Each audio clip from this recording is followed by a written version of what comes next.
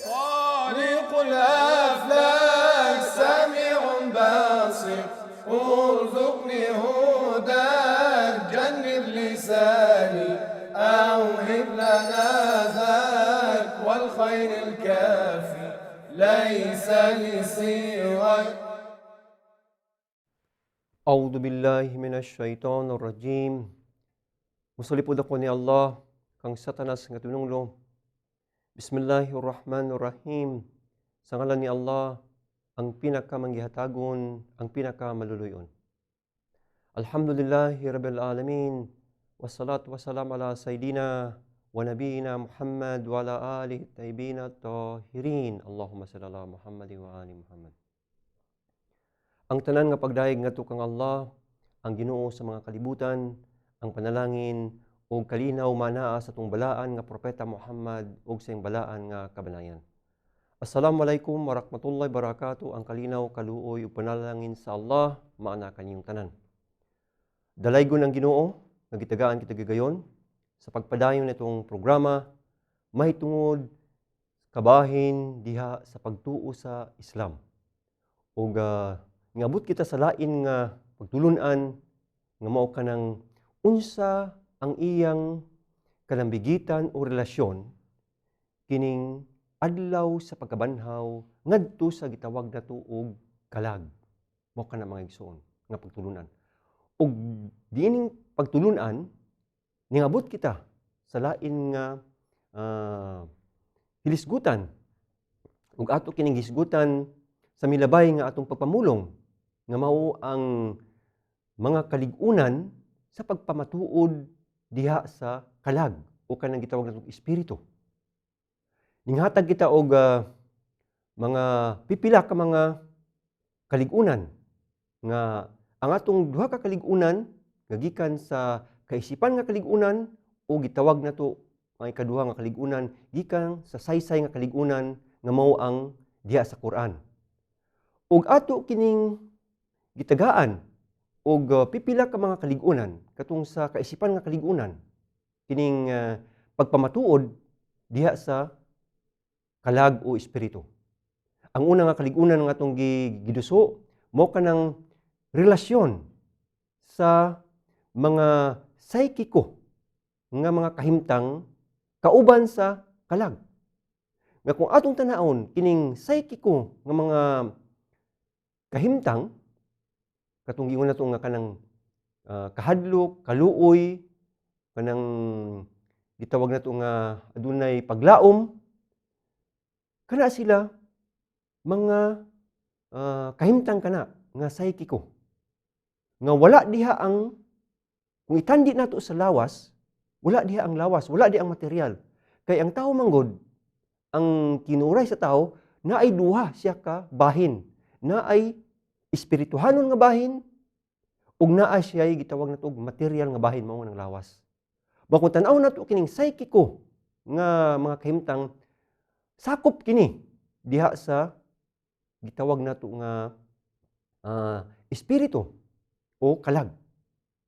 Ug sa ikaduha nga giduso nato nga kanang kaligunan o kaisipan nga kaligunan mao kining kalambigitan o relasyon sa kanang pagsabot, idrak, kauban ang kalag o espiritu. Kay kung atong tanawon kining pagsabot, kung atong tanawon kini, usa kini ka hiyas o kinaiyahan nga naa lamang, usakop lamang kini sa espiritu. Dili kini masakop sa material, sa lawas. Wala si pagbati. Mo kana mga igsuon. Ikaduha nga kaisipan nga kaligunan nga nagpamatuod nga adunay kalag o ruh. Ikatulong nga kaisipan nga kaligunan, mo kana nga kung atong tanawon, kining kalag o kining espiritu, mao'y dapit sa rason o katarungan. Kaya kung tanaw natin yung rason o katarungan, kung adto ta sa butang, sa material, wala kini. Mo man akong tanaw na to ang mga hayop, tanaw na to ang tanom. Wala sila ni ining hiyas o kinaiyahan, kining rason o katarungan. Naa kini sakop kini sa gitawag nato spiritual. Mao man na nga ang tawo aduna siya'y kalag. Og niabot kita sa lain nga kaligunan nga mao ang ningkuha kita kabahin sa Quran. Nga diha sa Quran atong gisulti nga makita nato nga ang katong pulo nga tawaffa ang kahulugan nito nga gikuha ang espiritu ug wala gipatay. Mao man na nga diha sa Quran tataw kayo nga gikuha lang ang espiritu. Gikuha lamang ang kalag. Maskin pa madaot ning madunot o madaot itong lawas, apan sige ingon nako nga ang pagkatao sa tao naa sa iyang kalag, naa sa iyang espiritu. Mo kanay naumol ang tao tungod niya ng espiritu. Ug kung atong tan-awon mga igsuon, ang kamatayon makita nato sa tao. Kung tan-awon nato natulog ang tao o kanang nakuyapan ba siya o kuma ba ang tao? Tan-awon nato nga kung wala ang iyang espiritu, wala ang iyang kalag, kay namatay siya o natulog siya o gagakuma ba siya o unsa ba da kanang nakuyapan. Wala gyud siya pagbati. Wala siya gibati sa iyang kaugalingon. Muna kung ibutang nato ang roh o kalag o espiritu diha sa lawas sa tao, diha makita nimo nga unsa siya ka naa na siya panghunahuna, naa na siya rason, naa na siya pagbati, naa na siya kahadlok, naa na siya paglaom. Mo to atong pasabot nga ang tao kinahanglan gayud og kanang gitawag nato og kalag o espiritu. Kay kining lawas sa tao sa giingon nato sa unahan, instrumento lamang ni, kasakapan lamang kini sa kalag o espiritu. Og kung ato pang susihon pag-ayo sa atong gisulti nga katong gihatag nato nga kaligunan bahin sa Quran, sa aya, balang aya sa Quran, nakita nato ang mga tulo ka mga pulong o tulo ka mga verbs kanang fi'il sa Ginoo. Nayo pulong nga tawaffa kanang gikuha, naay pulong nga gitawag og imsak kanang gikuha gihapon, ug naa poy pulong nga gitawag nato og irsal kanang gipadala. Mo man na nga dinhi nga mga fi'il o berbo sa Ginoo, nakita nato o atong masusi, atong tun-an, makita nato nga kining mga verbo nga kanang buhat sa Ginoo, unay sa likod niini nga mao kana nga ang tawo aduna siya'y kalag, aduna siya'y espiritu. Ug lain mga igsuon, isip nga dugang nga kaligunan ning atong gituki adunay paghisgot pod sa balaang Quran. Isip dugang kabahin niya itong gisulti. Ningon ang Quran, Bismillahirrahmanirrahim. Wala tahsabanna alladhina kutilu fi sabilillah amwata bal ahyaun inda rabbihim yurzakun.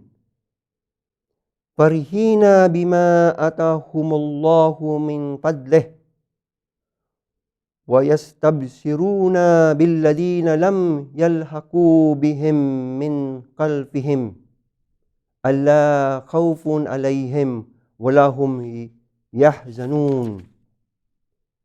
Yastabsiruna binikmatin min Allah wa fadlin wa inna Allah la yudhi'u ajral mu'minin. Sadaqallahul aliyyul azim. Mukha ni sa suratu Ali Imran nga verse 169 hangtod sa 171. Kung gusto taga pagtuon ini, makita nato ni sa suratu Ali Imran verse 169 hangtod sa 171. Ug mao kini ang kahulugan sa atong pulong. Ug dinhi makita nato mga klaro kaayo unsa ang paghatag og kanang pagpatin-aw sa balaang Quran. Kining kinabuhi human sa kamatayon. Kining lawas nga atong butang nato nga nadunot atong lawas apan nagpabilin pagyapon nga buhi. Tan-aw nato mga igsuon sa doon nga kahulugan sa atong pulong mo kini. Ayaw ninyo og huna-hunaa.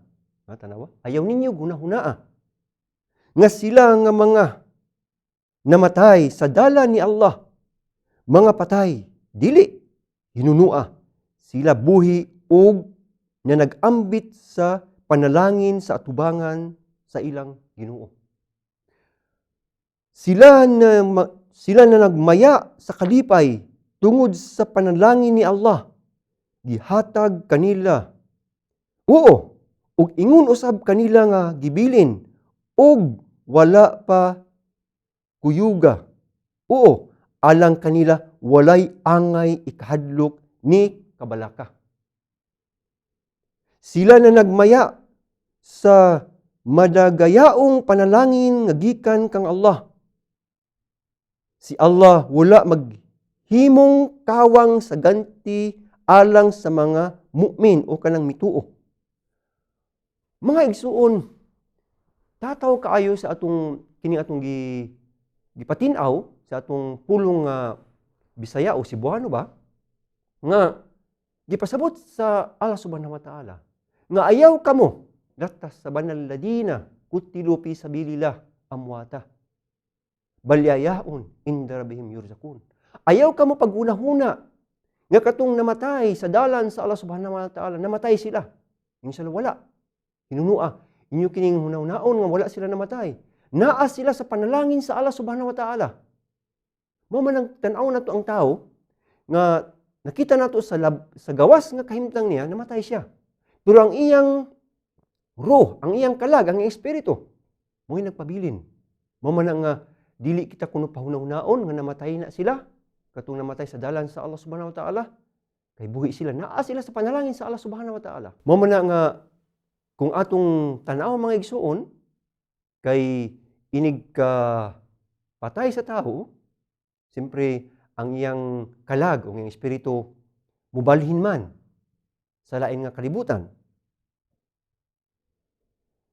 Kung usa ka tawo nga katong giingon nga nabayani kay sa dalan sa Allah, mamatay ka sa dalan sa Allah, ang imong pagkatawgon ka og bayani o martir. Ug tungod niya na kay bayani o martir, naa ka sa panalangin sa Allah. Ang Allah ang gahatag nimo og panalangin sa lain nga kalibutan. Mao man kung atong tanawon mga igsuon, adunay tulo ka kalibutan nga atong tagaan og kanang pagtagad. Kining kalibutan diri sa yuta, paguman kalibutan nga gitawag og barzak, kanang tunga-tunga sa kalibutan og sa laing nga kalibutan. Mamana nga naay kalibutan diri sa yuta, kalibutan nga gitawag natong barzak, og lain nga kalibutan nga didto na ang adlaw sa paghukom. Pero kaning kalibutan nga gitawag natong barzak, mo kini ang gapaabot pa. Gapaabot pa din ang tao nga kay dili pa man ang adlaw sa panahon sa panudya, adlaw sa panahon sa paghukom, wala pa. Muna ang tao naa pa ang kalag, naa pa ang espiritu diha sa kalibutan nga gitawag natong barzak. Ug diha sa barzak adunay mga kalipay, adunay kaguol, adunay mga kasakit ana kay diha pa nagpundo pa ang kalag ug espiritu nga nagpaabot pa sa adlaw sa paghukom. Siyempre mobalhin ang iyang kalag, ang iyang espiritu. Mo man ang makita nato diri mga igsuon nga ang tao nga ang mahimong resulta dinhi sa atong paghatag og kanang pagpamatuod o kalig-unan sa pagpamatuod gadunay espiritu o kalag, naghatag ta og kanang mga kaisipan nga kalig-unan ug mga gikan sa Quran nga mga kalig-unan nga tinuod kining kabahin niining espiritu o kalag. Ug tungod niini makita nato mga igsuon sa giingon nako nga mga gipresentar nato o giduso nato nga mga kalig-unan, makita nato nga ang mahitabo nga kamatuoran di ay ang pagkatao sa tao aduna di ay naa diha sa kalag o espiritu. Nga maskin pa nga madunot ang iyang lawas, ang iyang kaugalingon, apan magpabilin pagyapon siya tungod niining usa ka butang nga mo'y naghatag og kanang gitawag na tog sumpay nining kalibutan ug sa laing nga kalibutan. Nga ang sumpay nining kalibutan ug sa laing kalibutan nga naghatag og umol niini sa pagkatao sa tao mo kanang kalag. Mo kana mga igsoon. Og siguro inyo katong na kanang tataw kaayo nga o inyong nasabtan atong pagpatinaw nga diay ang tinuod diay ang kamatuoran diay sa pagkatao sa tao naa sa iyang kalag. Mo kana mga igsoon nga angay natong ampingan ang atong kalag. Mo man nga kining atong kanang gibuhat nato nga maayo o dautan dinhi sa kalibutan mao gihapon katong tao nga ning himo og dautan ug maayo diri sa kalibutan mao katong gihapon nga tao nga pagasilutan ug pagagantihan sa lain nga kalibutan tungod kay pinaagi sa atong giinguna pinaagi nining espiritu o kining gitawag nato og kalag. Mao man nga mga igsoon nga wala kitay pagduha-duha nga mao gihapon kining tawo nga ninghimo og dautan diri sa kalibutan o kining tawo nga ninghimo og maayo diri sa kalibutan mao gihapon nga tawo nga pagasilutan ug pagataga ganti sa laing nga kalibutan. Pinaagi sa atong giinguna, pinaagi diha sa espiritu o gitawag nato og kalag. Mga igsoon, siguro inyo nasabtan na kato sa atong paghatag og kanang kaligunan sa kaisipan nga kaligunan o sa balaang Quran nga tataw kaayo nga dili na anta angay nga ato pang ihatag og kanang pagpahayag apan tataw sa atong pagbasa sa atong paghatag og kanang haduol nga kahulugan sa atong pulong nga ingon ana nga ang mahitabo diay sa tao nga wala diay siya ang tinuod diay sa tao ang pagkamatuod sa tao na diay nag-agad diha sa iyang espiritu o ruh nga maskin pa nga madaot ang iyang lawas nagpabilin gihapon ang kanang gitawag nato og espiritu. Mga igsuon kay wala naman tay oras ug higayon mingon ang lagad sa pag-ingon. Assalamualaikum warahmatullahi wabarakatuh. Ang kalinaw, kaluoy ug panalangin sa Allah maana kaning tanan. Daghang salamat. Allahumma salli ala Muhammad wa ali Muhammad. الله يا الله يا قابل التوبات يا سامع الأصوات يا رافع الدرجات يا ولي الحسنات